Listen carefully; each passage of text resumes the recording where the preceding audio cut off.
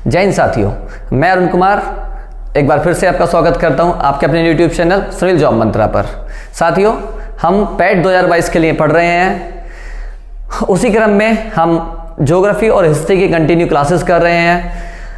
आज हम हिस्ट्री की सेकंड क्लास करने के लिए जा रहे हैं। उससे पहले साथियों, आप वीडियो को लाइक करें, शेयर करें और कमेंट करें ताकि हमें भी थोड़ा अच्छा फील हो और हम और भी ज़्यादा आपके साथ मेहनत करें। तो इस वीडियो को लाइक करें और शेयर करें और कमेंट करें। जो हमारे चैनल पे पहली बार आए हैं वो चैनल को सब्सक्राइब कर लें। चलिए अब हम आज की क्लास स्टार्ट करते हैं।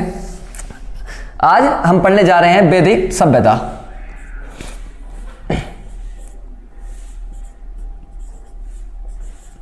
वैदिक सभ्यता।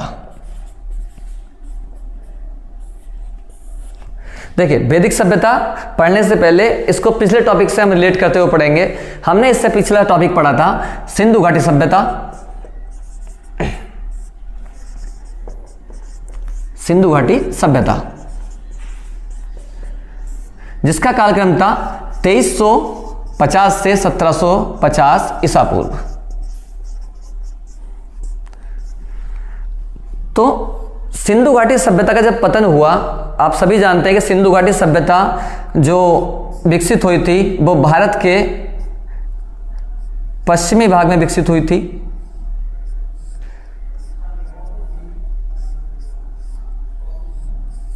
इस तरह से समझ ले। तो सिंधु घाटी सभ्यता का जो विकास हुआ था भारत के पश्चिमोत्तर हिस्से में हुआ था। जब सिंधु घाटी सभ्यता का पतन हुआ, सिंधु घाटी सभ्यता के पतन को लेकर के अलग अलग इतिहासकारों के अपने अपने अलग मत हैं। किसी का कहना था वहां बाढ़ आई थी, किसी का कहना था वहां भूकंप आया था, किसी का कहना था अकाल पड़ा था जिससे सभी लोगों की मौत हो गई थी। तो वो एक विवादित विषय है।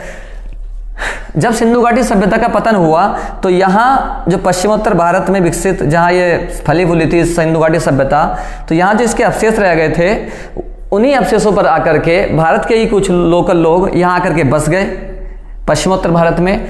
और कुछ लोग और बाहर से आए। बाहर से कहां से? मध्य एशिया से।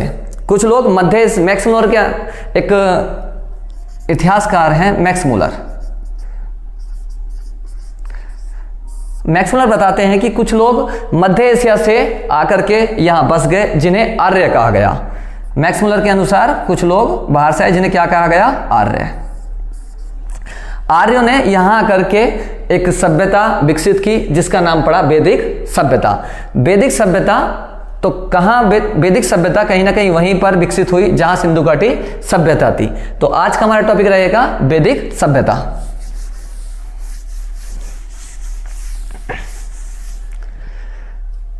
वैदिक सभ्यता, सबसे पहले इसका कालक्रम देख लेते हैं। वैदिक सभ्यता का जो कालक्रम है वो 1500 ईसा पूर्व से लेकर के 600 ईसा पूर्व तक माना जाता है। ठीक, वैदिक सभ्यता का कालक्रम 1500 ईसा पूर्व से 600 ईसा पूर्व तक माना जाता है। वैदिक सभ्यता की जो उत्पत्ति का श्रेय जाता है वो आर्यों को जाता है। किन्हें जाता है? आर्यों को। आर्य कहां के मूल निवासी थे? मध्य एशिया के। आर्य मध्य एशिया के मूल निवासी थे। ये किसने बताई थी? सबसे पहले मैक्स मूलर ने। Max Muller.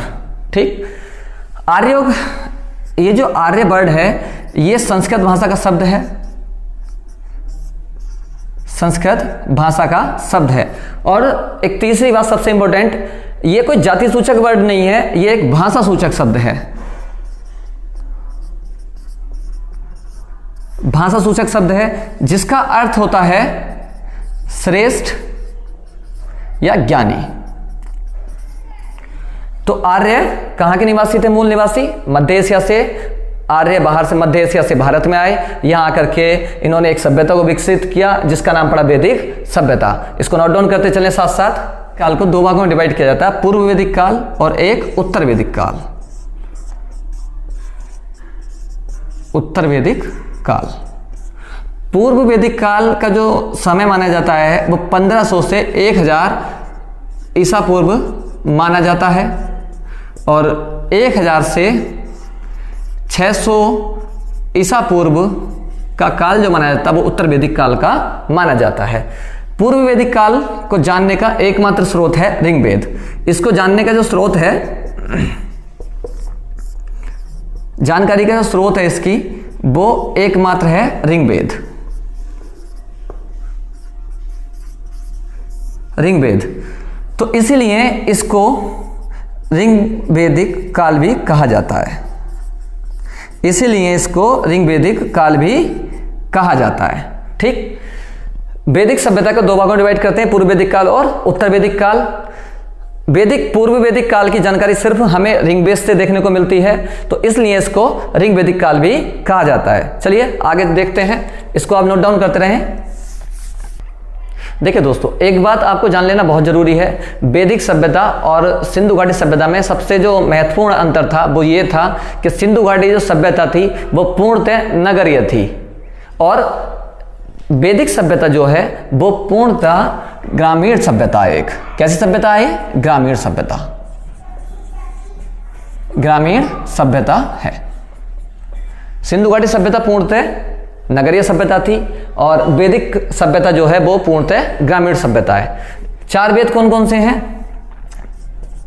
वेद, सबसे पहले वेदों की रचना किसने की? वेदों की रचना करने का श्रेय एक ऋषि थे, ऋषि कृष्ण द्वैपायन, या इन्हीं को वेद व्यास भी कहा जाता है। तो वेदों की रचना करने का श्रेय ऋषि कृष्ण द्वैपायन या वेद व्यास को दिया जाता है। वेद हमारे कितने हैं? चार हमारे वेद हैं। कौन कौन से हैं वो देख लेते हैं। चार वेद हैं हमारे पास, ऋग्वेद, यजुर्वेद, सामवेद और अथर्ववेद।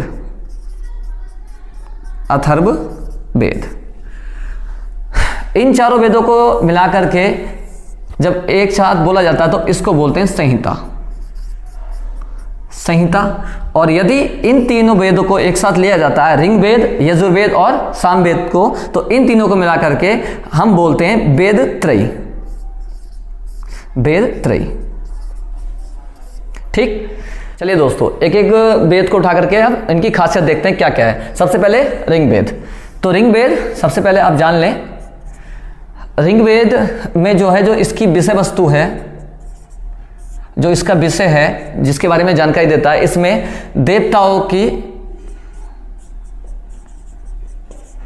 देवताओं से स्तुतियां यानी प्रार्थना की गई हैं।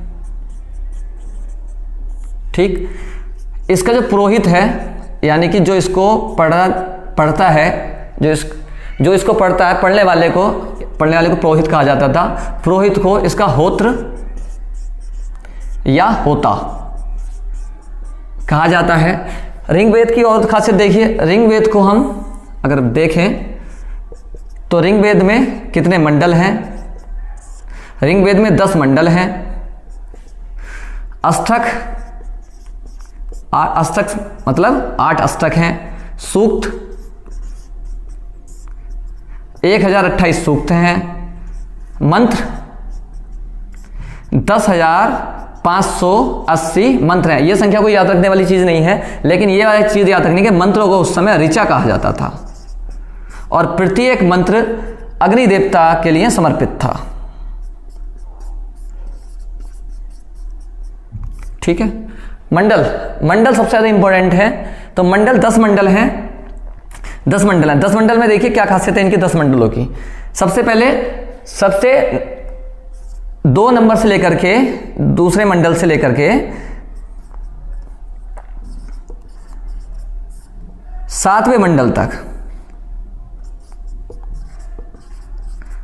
7वें मंडल यानी 2, 3, 4, 5, 6, 7 सबसे पहले यही मंडल लिखे गए थे, तो इसलिए इनको कहा जाता है प्राचीनतम मंडल। प्राचीनतम मंडल या ऋषि मंडल या वंश मंडल। जबकि पहला और 10वां, पहला और जो 10वां मंडल है, पहला मंडल और 10वां मंडल, ये दो मंडल सबसे नवीनतम मंडल हैं, यानी कि ये बाद में लिखे गए हैं नवीनतम मंडल। कभी कभी पूछ लेता है प्राचीनतम मंडल कौन से हैं, 2 से लेकर के 7वें मंडल तक प्राचीनतम मंडल कहे जाते हैं। नवीनतम मंडल कौन से हैं, पहला और 10वां। ठीक, इसके बाद इसे नोट डाउन कर लीजिए और इसके बाद क्या खासियत है वो मैं आपको बताता हूं। देखिए तीसरे मंडल को, जो इसका तीसरा मंडल है, तीसरे मंडल को लिखा है गुरु विश्वामित्र ने, विश्वामित्र ने लिखा है इसको, और इसी में गायत्री मंत्र देखने को हमें मिलता है। हमारा गायत्री मंत्र जो लिया गया है, जो गायत्री मंत्र है वो ऋग्वेद के 10वें मंडल में, सॉरी ऋग्वेद के जो तीसरा मंडल है उसमें गायत्री मंत्र है, गायत्री मंत्र। ठीक, हम सिर्फ और सिर्फ 10 मंडलों में से वही देखेंगे जो एग्जाम के पॉइंट ऑफ व्यू से इंपॉर्टेंट है। चौथा मंडल, चौथे मंडल को जो लिखा है वो लिखा है वामदेव ने, वामदेव। और चौथे मंडल जो इसकी खासियत क्या है, ये कृषि के लिए समर्पित है, कृषि के लिए समर्पित है। ठीक, 5वां नहीं पढ़ना, 6वां नहीं पढ़ना। इसके बाद 7वां मंडल देखिए, 7वां जो मंडल है, 7वां मंडल, 7वें मंडल की क्या खासियत है, 7वें मंडल को लिखा है गुरु वशिष्ठ ऋषि ने, वशिष्ठ ऋषि ने।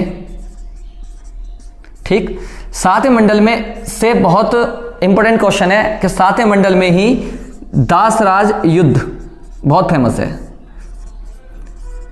दासराज युद्ध का भी वर्णन क्यों कौन से मंडल में है, 7वें मंडल में है। और 7वां मंडल वरुण देवता को समर्पित है। किससे समर्पित है, वरुण देवता को समर्पित है 7वां मंडल। इसके बाद 8वां नहीं पढ़ना, 9वां मंडल, 9वां मंडल सोम देवता को समर्पित है, ध्यान रखना है आपको, सोम देवता को समर्पित है। इसके बाद आता है 10वां मंडल। 10वें मंडल की खासियत देखिए, आप इसको नोट कर ले, मैं इसको रख कर देता हूं पहले। देखिए 10वें मंडल में क्या है, 10वें मंडल की खासियत क्या है। 10वां मंडल, 10वें मंडल में 2 सूक्त हैं, एक तो पुरुष सूक्त और एक नदी सूक्त, एक है आपका नदी सूक्त। पुरुष सूक्त में ही वर्ण व्यवस्था का सबसे पहले पुरुष सूक्त में ही जिक्र किया गया है।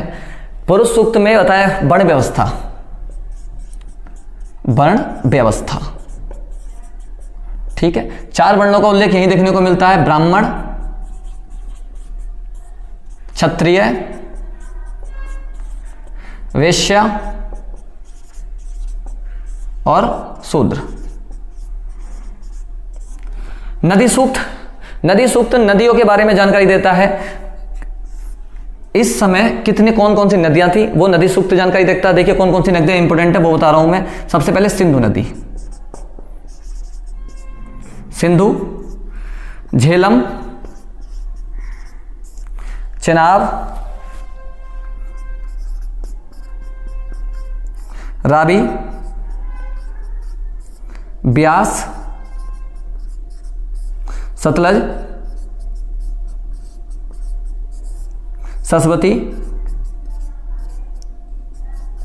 सरस्वती। इन नदियों का उल्लेख हमें नदी सूक्त में देखने को मिलता है। इन नदियों के ये पुराने नाम नहीं है। देखिए सिंधु को सिंधु ही कहा जाता था, पुराने नाम क्या क्या है इनके वो बता रहा हूं मैं। झेलम को उस समय बितस्ता कहा जाता था, बितस्ता। चिनाब को अस्कनी कहा जाता था,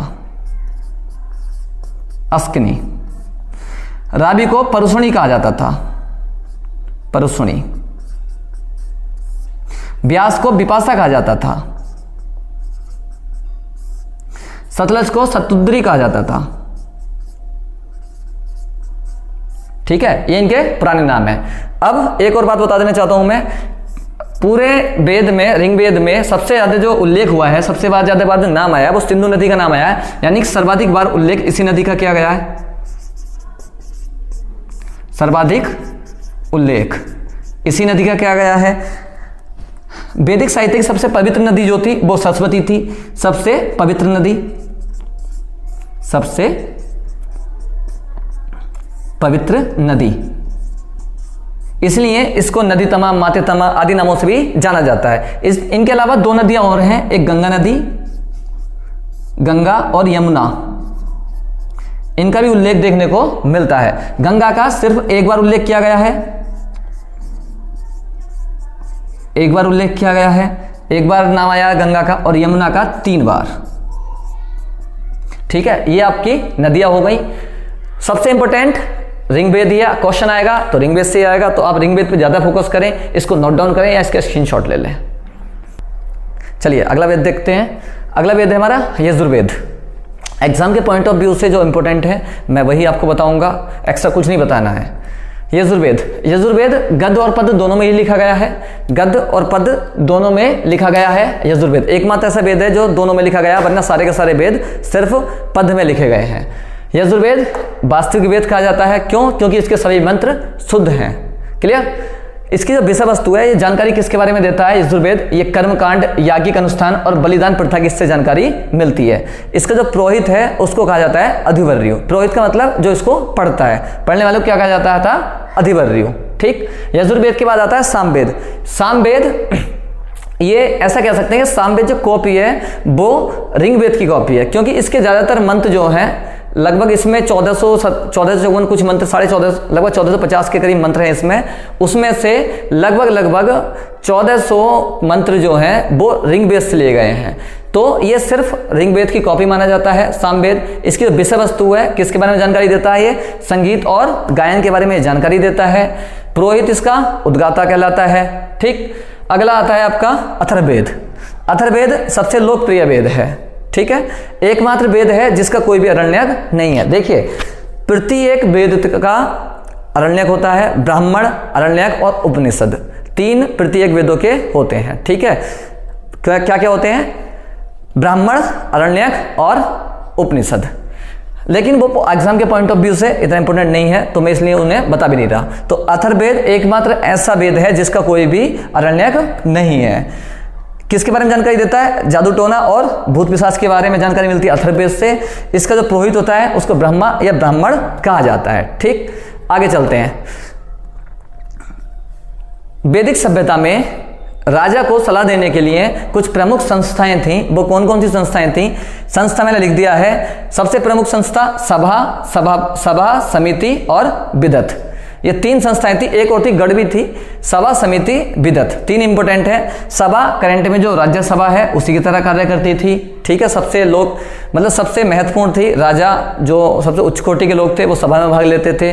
समिति आज के लोकसभा की तरह कार्य करती थी, इसमें सामान्य लोग बैठक में भाग लेते थे। विदत सबसे प्राचीन संस्था थी। ठीक, सभा समिति की बैठकों में स्त्रियां भी भाग लेती थी, ये बात भी ध्यान रखना। सभा और समिति की बैठकों में स्त्रियां भी भाग लेती थीं। अच्छा, वैदिक काल में प्रमुख जो पशु था वो गाय थी। ठीक है, गाय के लिए, गाय को गाय नहीं अगन्य कहा जाता था। आप देखेंगे, अगर इन डिटेल जाएंगे, डिटेल में जाने की हमें जरूरत नहीं है, बता देता हूं ऐसे ही। वैदिक सभ्यता के समय जो युद्ध होते थे वो गायों के लिए ही होते थे। युद्ध में अगर जैसे आपस में 2 राजा लड़ रहे हैं तो वो सिर्फ गायों के लिए लड़ते थे। गाय किसकी ज्यादा है? मतलब गाय एक दूसरे की गायों के लिए वो आपस में लड़ते रहते थे। अमीरी का जो स्तर नापा जाता था वो गायों के थ्रू ही नापा जाता था। जिसके पास ज्यादा गाय वो उतना ही ज्यादा अमीर। पैसे के तो उस टाइम कोई महत्व भी नहीं था। प्रमुख पशु क्या थी? गाय थी। और दूसरा प्रमुख पशु अगर मैं बताऊं, दूसरा प्रमुख पशु यहीं पर आप लिख लेना, दूसरा प्रमुख पशु था घोड़ा। ठीक है, दूसरा प्रमुख पशु घोड़ा। गाय के बाद किसका नंबर आता है? घोड़ा का, दूसरा प्रमुख पशु। ठीक, प्रमुख देवता इस समय प्रमुख देवता थे इंद्र। इंद्र देवता को कहा जाता था पुरंदर। ठीक है, प्रमुख देवता इंद्र को कहा जाता था पुरंदर। और अगर दूसरा प्रमुख देवता देखें तो दूसरा प्रमुख देवता थे अग्नि दूसरा प्रमुख देवता थे। ठीक, आगे चलते हैं। वैदिक काल में मरुस्थल को धनु कहा जाता था। मरुस्थल के लिए धनु का वर्ड यूज होता था। समुद्र के लिए परावत, बादल के लिए पर्जन्य, हल को सिरा कहा जाता था और हल रेखा को इंपॉर्टेंट, हल रेखा को सीता कहा जाता था। सीता कोई नाम नहीं है, हल रेखा को क्या कहा जाता था, सीता कहा जाता था। कुछ और फैक्चुअल चीजें जो इंपॉर्टेंट है मैंने लिख दी हैं। उपनिषदों की संख्या जो थी वो 108 थी, महापुराण 18 थे, वेदांग 6 थे। वेद कितने हैं, 4, लेकिन वेदांगों की संख्या कितनी है, 6। ठीक है, याद रखना। महाभारत से भी क्वेश्चन कभी कभी पुटअप हो जाता है। महाभारत पहली बात, महाभारत विश्व का सबसे बड़ा महाकाव्य है। 2 महाकाव्य, महाभारत रामायण। ठीक, विश्व का सबसे बड़ा महाकाव्य महाभारत की रचना की है वो वेद व्यास ने की है। इसका अन्य नाम कौन कौन से हैं, इसको अन्य नामों से किस किस नामों से जाना जाता है, जय संहिता महाभारत को कहा जाता है, रज्मनामा महाभारत को कहा जाता है। रज्मनामा लेकिन फारसी भाषा में जब इसका ट्रांसलेट किया गया है, महाभारत को जब फारसी भाषा में लिखा गया है तो महाभारत के नाम से नहीं लिखा गया है, वो रज्मनामा के नाम से लिखा गया है। क्लियर, आगे चलते हैं कुछ। अच्छा, एक बात और बता देता हूं मैं, वैदिक काल में जो प्रमुख पेशा था वो कृषि नहीं था। वैदिक काल में प्रमुख जो पेशा था वो पशुपालन था। द्वितीय प्रमुख पेशा क्या था, कृषि था। याद रखना आप लोग, प्रमुख पेशा पशुपालन, दूसरा प्रमुख पेशा कृषि। ठीक, कुछ इंपॉर्टेंट चीजें और हैं जो मैंने यहां लिख दी हैं। कुछ एग्जाम में पूछ सकता है कि दर्शन और उनके प्रवर्तक, जैसे योग दर्शन का प्रवर्तक कौन था, मैंने लिखा पतंजलि। योग दर्शन का प्रवर्तक कौन था, पतंजलि। संख्या दर्शन के कपिल, न्याय दर्शन के गौतम, पूर्व मीमांसा के जैमिनी, उत्तर मीमांसा के बादरायण। ठीक है, ये प्रमुख दर्शन हो गए और उनके प्रवर्तक हो गए। अगर सबसे पुराना दर्शन पूछा जाए तो सबसे पुराना दर्शन इसमें संख्या दर्शन है, जिसके प्रवर्तक कौन है, कपिल। क्लियर, ये आपके एग्जाम के पॉइंट ऑफ व्यू से इंपॉर्टेंट है, जो इंपॉर्टेंट फैक्ट है वो चीजें सब मैंने बता दी हैं आपको। इसके बाहर कोई भी क्वेश्चन नहीं जाएगा, इसके बाहर कुछ भी नहीं पूछा जाएगा। आप बस इन्हीं पे निर्भर रहें और इन्हीं का बार बार रिवाइज करें, बार बार इन्हीं को पढ़ें। और जो भी हमारे चैनल पे नए हैं वो चैनल को सब्सक्राइब कर लें, वीडियो को ज़्यादा से ज़्यादा शेयर करें ताकि हमें भी मोटिवेशनल मिले। अच्छा लगेगा हमें भी अगर आप लोग वीडियो को लाइक करेंगे, वीडियो को ज़्यादा से ज़्यादा लाइक करें, हम और ज़्यादा मेहनत करेंगे आपके साथ। ठीक, इसमें और कुछ इतना इंपॉर्टेंट बचा नहीं है, सभी मैंने लगभग बता ही दिया है आपको। तो आप मेहनत करते रहें, आपके साथ हम हैं, हमारे साथ आप बने रहिए। तब तक के लिए जय हिंद।